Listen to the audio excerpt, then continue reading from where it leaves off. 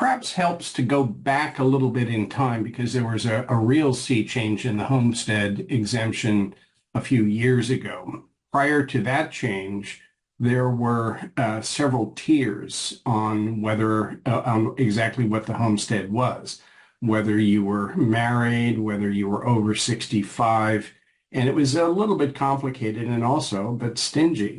But California, of course, has very expensive real estate, and so most people found that that homestead was insufficient to protect the equity in their houses. So a few years ago, there was a change in the concept of homestead. Now the homestead is based on the median sales price of a home in your county. And by the way, the homestead only applies to your principal residence. You can't use it for a rental property. You can't use it for commercial property. So now what the homestead says is you get no more than the median sales price for a home in your county up to a maximum right now of $699,425. So in January, what had started when the law changed at 600,000 has gone up, and now it's $699,425. And so if you have equity that is less than that amount, then outside of bankruptcy, the equity should be protected. The whole idea behind the homestead exemption is to protect people from losing their homes. Now, there are some limitations, of course, but that's really where things stand now. There is a little bit of a wrinkle, however, because I'm a bankruptcy attorney, and so when we file a bankruptcy, the homestead does come along as a concept, but there is some federal law that's implicated as well. So bankruptcy is all done under federal law. The homestead is done under California state law. In the bankruptcy code, there is an exemption table that doesn't only cover real property. It covers pretty much any kind of assets you might have. But the bankruptcy code permits the states, if they want to use their own state tables.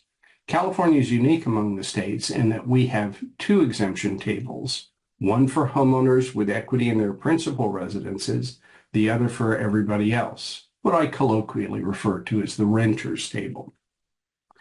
California has opted out of that federal table altogether. So it's either the California homeowners table or the California renters table that you choose. But there still is an umbilical cord that connects things back to the bankruptcy code. There is a provision in the section of the bankruptcy code dealing with exemptions, if you're at all curious, it's section 522, that has a couple of limitations. One limitation is dependent upon how long you have owned the property. So if you have owned the property for more than 1,215 days, which is 365-day years plus 4 30-day months, then you get to use your state table. And so if you are in California, then that dollar amount is up to a maximum of $699,425. But if you have been owned the house for less than 1,215 days, then suddenly the exemption drops precipitously to a little bit more than 190,000. So sometimes timing in bankruptcy is important to protect the equity in the house, because if you file too soon, you might end up having some non-exempt equity. We'll talk about what that means in just a little bit, but timing can be very, very important. One other limitation has to do with whether or not you've been convicted of a certain kind of felony within the last 5 years. If you have, then you don't get the maximum exemption from your state table. Instead, you're stuck with that homeowner's exemption in the bankruptcy code, which, as I said, is a little bit more than 190,000. But the long-winded answer to your question can be summarized as The dollar amount was increased at the beginning of this year, but the main change in the exemption structure took place a few years ago.